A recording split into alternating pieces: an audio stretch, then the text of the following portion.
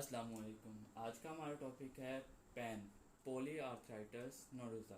Polyarthritis nodosa आपकी medium size vessels की inflammatory disease है, आर्थराइटिस है। इसमें आपको जो मीडियम साइज की वेसल्स होंगी उनकी इन्फ्लेमेशन होगी। तो इनकी इन्फ्लेमेशन होने से क्या होगा, सिम्टम्स क्या आएंगे, पेशेंट की रिप्रेजेंटेशन क्या होगी। फर्स्ट ऑफ ऑल तो जो भी आर्थराइटिस होगा उसके कॉमन सिम्टम्स तो यही होते हैं ना कि पेशेंट का वेट लॉस होता है, पेशेंट को नाइट स्वेट्स होते हैं और पेशेंट को फटीग होता है। तो कॉमन आर्टराइटिस के सिम्टम्स क्या होंगे? फर्स्ट ऑफ ऑल तो सिम्टम्स आर्टराइटिस में सिंपल जो आप आर्टराइटिस से रिलेटेड अगर याद रखना हो तो वेट लॉस होगा, पेशेंट को फटीग होगी, पेशेंट को नाइट स्वेट्स होंगे, वेट लॉस होगा, नाइट स्वेट्स होंगे, पेशेंट को वेट लॉस होगा और पेशेंट को ये कॉमन सिम्टम्स है फटीग होगी। अब ये कॉमन सिम्टम्स तो सभी आर्टराइटिस में मिल जाएंगे। इसके अलावा क्या होगा? अब पॉली आर्टराइटिस नोडोसा में डिफरेंस क्या है? फर्स्ट ऑफ ऑल तो ये कि मीडियम साइज का डिसऑर्डर है, ये भी याद रखना है।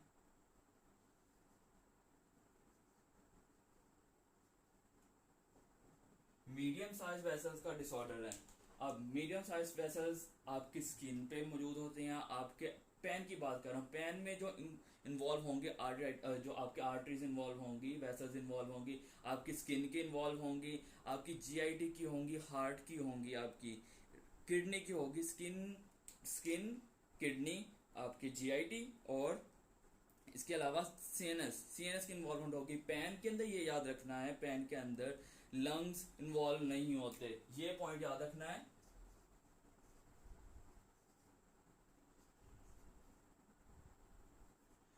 पेन के अंदर लंग्स इन्वॉल्व नहीं होते। आर्टराइटिस वाले सारे सिम्टम्स होंगे, सीएनएस के सिम्टम्स होंगे, जीआईटी के सिम्टम्स होंगे, स्किन अल्सर्स होंगे, आपकी किडनी की नेफ्रेटिक सिंड्रोम होगी, लेकिन लंग्स इन्वॉल्व नहीं होंगे पेन के अंदर। पेन में आपको सिम्टम्स क्या होंगे? अब नेक्स्ट सिम्टम, ये कॉमन सिम्टम्स के अलावा अब सिस्टम बाय सिस्टम बताता हूं आपको। फर्स्ट ऑफ ऑल आपका स्किन की इन्वॉल्वमेंट। अगर स्किन इन्वॉल्व होगी तो स्किन की आर्टरीज ब्लॉक होंगी, इन्फ्लेमेशन की वजह से आर्टरीज ब्लॉक होंगी तो क्या होगा? अल्सर्स होंगे पेशेंट को, पेशेंट की स्किन के ऊपर अल्सर्स होंगे।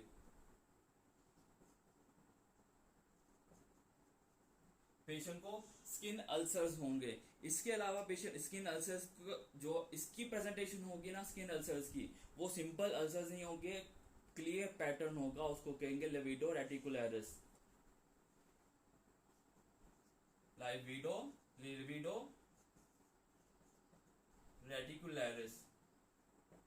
स्किन के ऊपर क्लियर कट मार्जिन पैटर्न बना होगा, जैसे हनीकॉम का पैटर्न होता है वैसे पैटर्न होगा। लिविडो रेटिकुलरिस का पर्पलिश पर्पुरास टाइप होगा, लेकिन पर्पुरा जैसा नहीं होगा। तो स्किन के ऊपर स्किन अल्सर्स होंगे जिनको लिविडो रेटिकुलरिस कहेंगे। इसके अलावा अब स्किन के ऊपर और क्या फाइंडिंग होगी? ब्लीडिंग होगी, पेशेंट को स्किन की ब्लीडिंग होगी। ब्लीडिंग होने से क्या होगा? पर्पुरास बनेंगे, पटिकियास बनेंगे, पर्पुरास बनेंगे। तो स्किन के ऊपर लिविडो रेटिकुलरिस होगा और पर्पुरास बनेंगे। अब स्किन के अलावा जीआईटी की इन्वॉल्वमेंट कर लेते हैं। जीआईटी में क्या होगा? जीआईटी की इन्वॉल्वमेंट में आपकी स्पीरियर मेसेंटेरिक आर्टरी होती है। Superior mesenteric artery Aahista Aahista block होना शुरू हो जाएगी। तो ये आपका सिंपली अगर मैं बताऊं तो ये स्टमक है और ये आपका स्पीरियर मेसेंटेरिक आर्टरी है। सुपीरियर मेसेंटेरिक आर्टरी है और ये आपकी स्पोज इंफीरियर मेसेंटेरिक आर्टरी है। Superior mesenteric artery Aahista Aahista block होना शुरू हो जाएगी, ये इन्फ्लेम्ड हो रही है। जब इन्फ्लेमेशन होगी स्लोली स्लोली बता Aahista Aahista bye passage of time ये ब्लॉक होगी। जब ये ब्लॉक हो रही होगी तो जो ब्लड सप्लाई है वो कॉम्प्रोमाइज होना शुरू हो जाएगी। तो सुपीरियर मेसेंटेरिक आर्टरी की ब्लॉकेज होगी, ब्लॉकेज की वजह से मेसेंटेरिक आर्टरी की स्कीमिया होगा। अब इसका स्कीमिया हो रहा है तो नीचे जो भी जीआईटी का नीचे लोअर बॉडी है, जो आपका लोअर ट्रंक है, उसकी ब्लड सप्लाई कॉम्प्रोमाइज होगी, पेशेंट को अब्डोमिनल पेन होगा।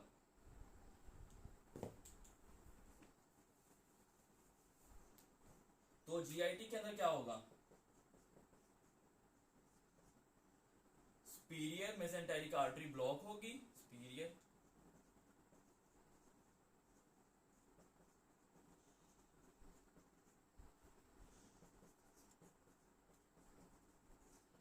सुपीरियर मेसेंटेरिक आर्टरी ब्लॉक होगी, उससे क्या होगा, मेसेंटेरिक आर्टरी इस्कीमिया होगा, इस्कीमिया हो जाएगा पेशेंट को, इस्कीमिया होगा और ये क्रोनिक डिजीज है, मतलब ये आहिस्ता आहिस्ता डेवलप होगी। अब ये क्रोनिक और लंबे अरसे तक रहेगी, लंबे अरसे तक रहेगी तो पेशेंट को लंबे अरसे तक आपका अब्डोमिनल पेन रहेगा, पेट में दर्द रहेगी, अब्डोमिनल पेन होगा, क्रोनिक अब्डोमिनल पेन होगा पेशेंट को इसकी वजह से।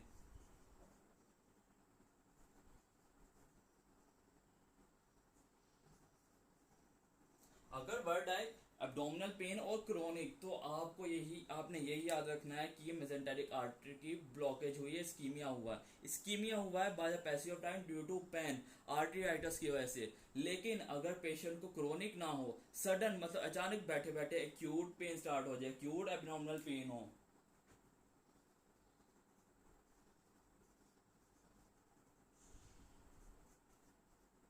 लेकिन अगर एक्यूट एब्डोमिनल पेन हो, सडनली पेन स्टार्ट हो जाए पेशेंट को, bye the passage of time ना हो, अचानक से ही ज्यादा सारी दर्द होने लग जाए, अचानक दर्द हो, तो उसकी कॉज होती है blockage, blockage due to thrombus, किसी भी क्लॉट की वजह से, किसी थ्रोम्बस की वजह से अगर ब्लॉकेज हो सुपीरियर मेसेंटेरिक आर्टरी की तो वो अब एक्यूट मतलब सडन पेन कॉज करेगा।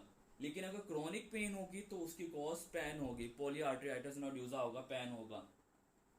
इसके अलावा क्या होगा पेशेंट को, एक तो जीआईटी के सिम्टम्स हो गए, स्किन के सिम्टम्स हो गए, इसके अलावा पेशेंट का और क्या होगा, किडनी, किडनी की इन्वॉल्वमेंट होगी,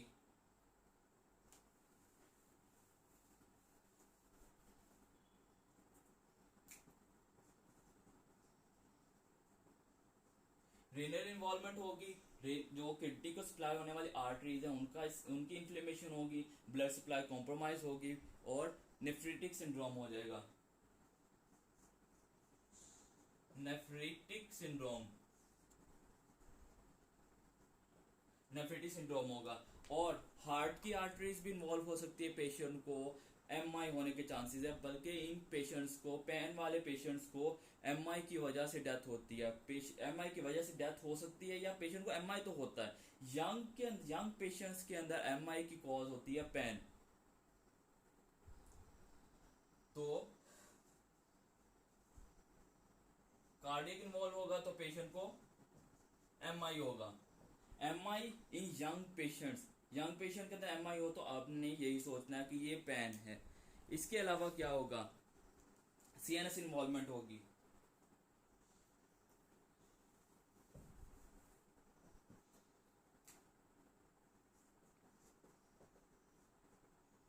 सीएनएस इन्वॉल्वमेंट होगी, जब ब्रेन की आर्टरीज ब्लॉक होगी पेशेंट को ब्रेन स्ट्रोक होगा,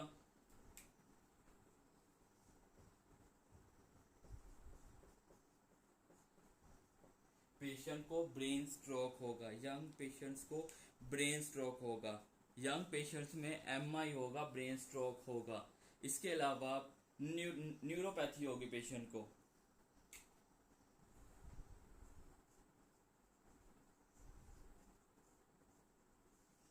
पेशेंट को न्यूरोपैथी होगी। अब न्यूरोपैथी होगी तो आपके रेडियल नर्व के इस्कीमिया होगा, रेडियल नर्व डैमेज होगी न्यूरोपैथी की वजह से, रेडियल नर्व की इंजरी होगी, उसकी वजह से आपका रिस्ट ड्रॉप होगा, फिमोरल आर्टरी जो फिमोरल नर्व है वो डैमेज होगी आपका। इसके अलावा पेरोनियल नर्व डैमेज हो सकती है, पेरोनियल नर्व इन्वॉल्व होगी तो फुट ड्रॉप हो जाएगा। ये एनाटॉमी की फाइंडिंग्स हैं। आपका रिस्ट ड्रॉप है पेन वाले पेशेंट के अंदर तो आपने सोचना है कि नेफ्रिटिक न्यूरोपैथी हुई, न्यूरोपैथी की वजह से रेडियल नर्व जो है वो डैमेज हुई है। आपके पेरोनियल नर्व डैमेज है तो फुट ड्रॉप हुआ है। तो ये सीएनएस की इन्वॉल्वमेंट्स थी। इसके अलावा आपको कुछ डीडीज डिफरेंशियल डायग्नोसिस बता दूं कि एमआई वाले पेशेंट्स के अंदर डायग्नोसिस क्या होती है, और ओवरऑल अगर पेन के सिम्टम्स देखे जाएं तो वो क्या होते हैं। पेन के सिम्टम्स अगर कुछ फाइंडिंग से अलावा हो, फर्स्ट ऑफ ऑल तो आपकी लंग्स हैं, लंग्स का इन्वॉल्वमेंट इसमें मैंने नहीं बताया है। अगर पेशेंट को लंग की इन्वॉल्वमेंट ना हो तो आप सोचना है कि ये पेन है। इसके अलावा अगर पेशेंट को अब्डोमिनल पेन हो, पेरिफेरल न्यूरोपैथी हो लेकिन नेफ्रिटिक सिंड्रोम ना हो, इसमें मैंने यही बताया ना, नेफ्रिटिक सिंड्रोम है पेशेंट को, प्लस नेफ्रिटिक सिंड्रोम है, न्यूरोपैथी है।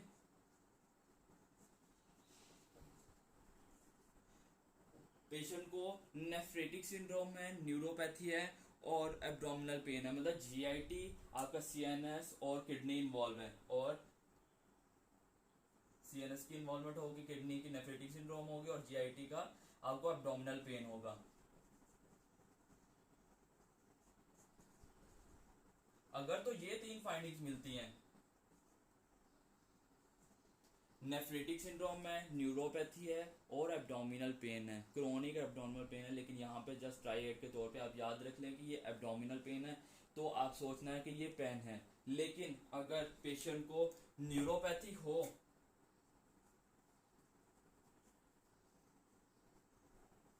न्यूरोपैथी हो लेकिन और एब्डोमिनल पेन हो,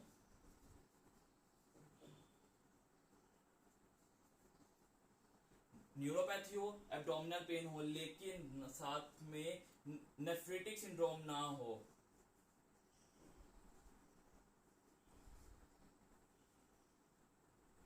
नेफ्रेटिक सिंड्रोम ना हो, तो ये डिजीज आपकी पैन की नहीं होगी। अगर ऐसे पेशेंट होगा तो पेशेंट को पोरफायरियास होंगे। एक डिजीज है पोरफायरिया, यहाँ पे डिस्कस नहीं करना। पोरफायरिया, तो नेफ्रेटिक सिंड्रोम होने के लिए लाजमी है कि पेशेंट को तीन सिम्टम्स लाजमी हो, सॉरी पैन के लिए लाजमी है कि तीन ये हो, नेफ्रेटिक सिंड्रोम हो, न्यूरोपैथी हो और एब्डोमिनल पेन हो। इसके अलावा डीडीज क्या होंगी? यंग पेशेंट्स के अंदर अगर एमआई हो,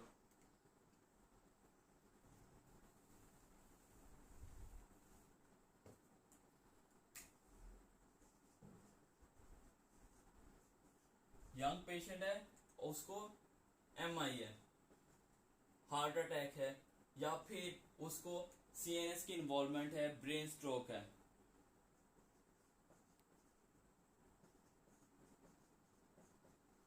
ब्रेन स्ट्रोक होना यंग एडल्ट्स के अंदर, हम लोगों की उम्र के अंदर, या हम लोगों के एमआई होना it's not common.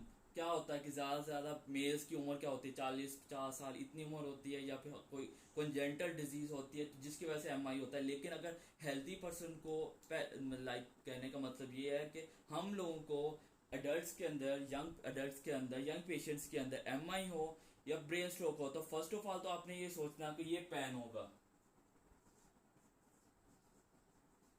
First of all तो आपने यही सोचना है कि ये पेन है। लेकिन इसके अलावा brain stroke in young adults, young patient के अंदर ब्रेन स्ट्रोक होने की और कौन सी कॉजेज हैं? तो इसके अलावा आपका आती है ब्रेन स्ट्रोक या एमआई की कॉजेज में कोलेस्ट्रोल, फैमिलीज के अंदर, मतलब जो कॉन्जेनिटल हाइपर हाइपर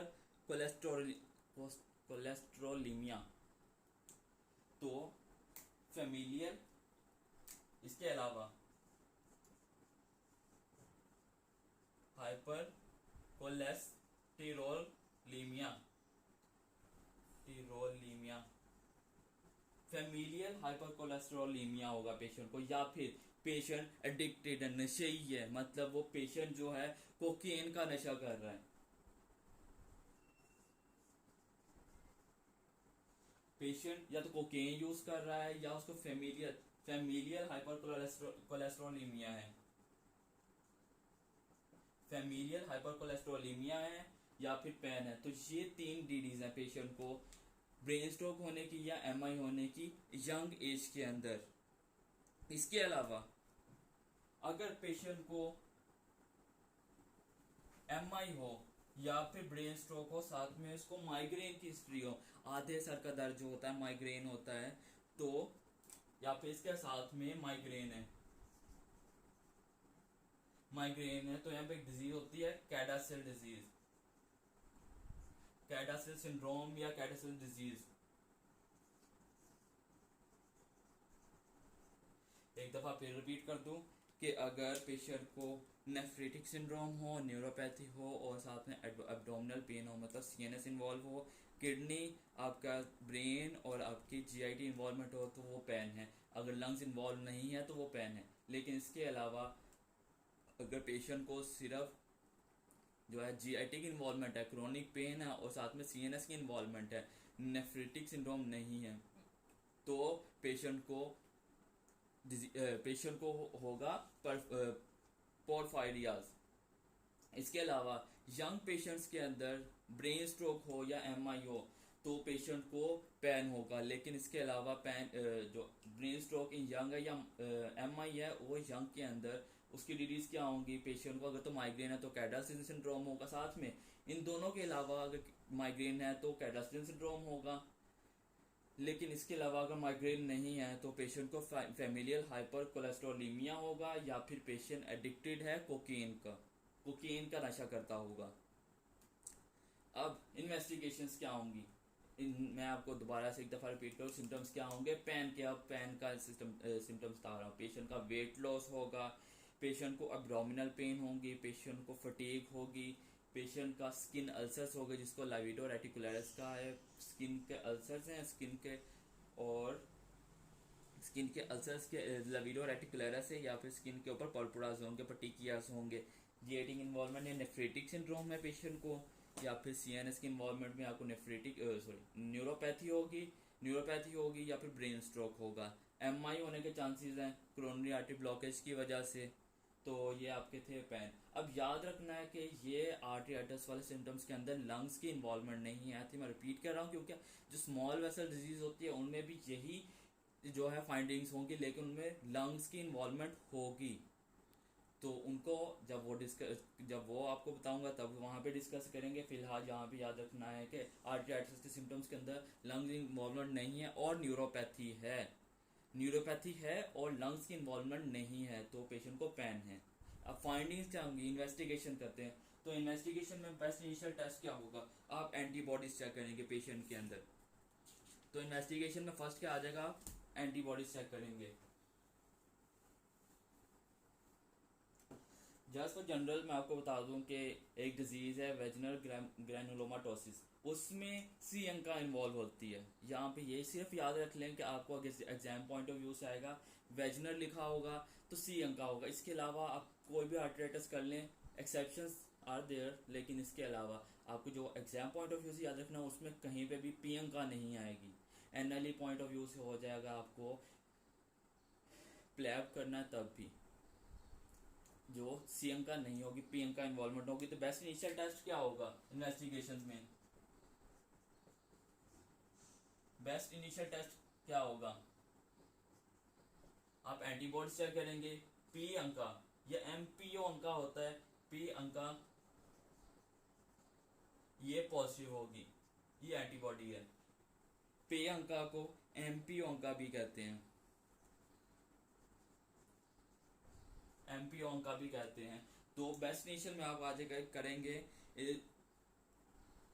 वैक्सीनेशन में आप पी अंका करेंगे। इसके अलावा पैन के अंदर एक पॉइंट मिस हो गया था, वो बताना था कि पैन वाले पेशेंट्स के अंदर एक क्लियर कट होता है कि वो हेपेटाइटिस बी या सी का पेशेंट होता है।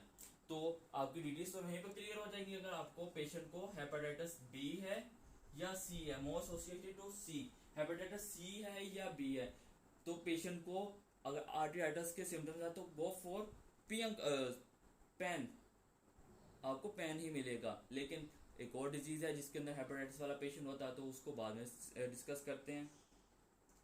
तो हेपेटाइटिस बी और सी वाला पेशेंट होगा तो इन्वेस्टिगेशंस के अंदर आप हेपेटाइटिस बी और सी का भी टेस्ट कर लेंगे, तो चेक कर लेंगे हेपेटाइटिस बी है या सी है या नहीं।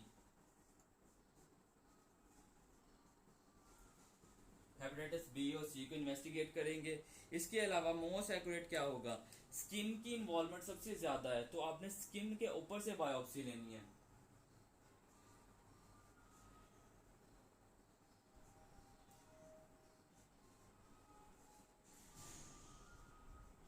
मोस्ट एक्यूरेट टेस्ट आपका स्किन बायोप्सी है। इसके अलावा कुछ इन्वेस्टिगेशंस और करनी है क्योंकि आपके चर्कस्ट्रॉस सिंड्रोम है उसके अंदर इओसिनोफिल्स हाई होते हैं। तो आपने ESR ESR चेक करना, वो रेस होगा।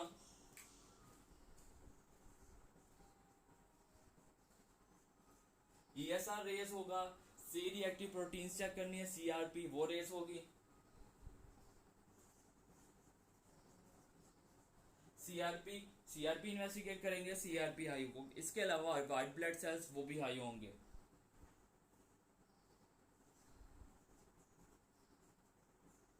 यहाँ पे मैंने वाइट ब्लड सेल्स लिखा है, स्पेसिफिकली यूसिनोफिल्स नहीं लिखा। चर्क स्टॉक सिंड्रोम में यूसिनोफिल्स का लेवल स्पेसिफिकली बहुत ज़्यादा हाई होता है। तो इन्वेस्टिगेशन में बेस्ट इनिशियल टेस्ट आपका PN का है। आप हेपेटाइटिस BC करेंगे और ESR चेक करेंगे, CRP और white blood cells count. Most accurate है स्किन बायोप्सी, स्किन की बायोप्सी करेंगे, स्किन की बायोप्सी करेंगे। अब इसका ट्रीटमेंट बहुत इजी है। आपके आर्टराइटिस जो भी होंगी सबके अंदर दो ही ड्रग्स यूज कर, जो डिफरेंट होगी मैं आपको बता दूंगा, लेकिन अगर तुक्का लगाना है तो उसमें याद रख लेना स्टीरॉइड्स प्लस साइक्लोफॉस्फामाइड। अगर आपको MCQ पिक नहीं हो रहा है, डायग्नोज कर लिया, ट्रीटमेंट नहीं समझ आ रही, तो आप गलत भी तो करना है, गलत करने से बेहतर है ना पढ़ा लिखा गलत कर लें। तो शायद वाली बात तुक्का आपको चल जाए। तो इन्वेस्ट ट्रीटमेंट में क्या होगा, तो आपको हाई डोज स्टीरॉइड्स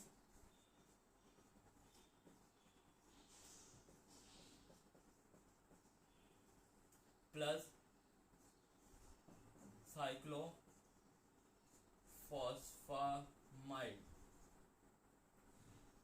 ये आपका ट्रीटमेंट था। तो ये आपका हो गया कंप्लीट। पॉली आर्टरियाइटिस नोडोसा आपकी मीडियम साइज वेसल्स के डिसऑर्डर है। इसके अलावा मीडियम साइज डिसऑर्डर्स के अंदर आपकी बुअर्गर डिजीज और टकायासु आर्टरियाइटिस, नो टकाया नहीं, Kawasaki disease, Kawasaki and Buerger disease. आपके मीडियम साइज वेसल्स कंप्लीट हो गए हैं। अब करेंगे स्मॉल वेसल डिसऑर्डर्स।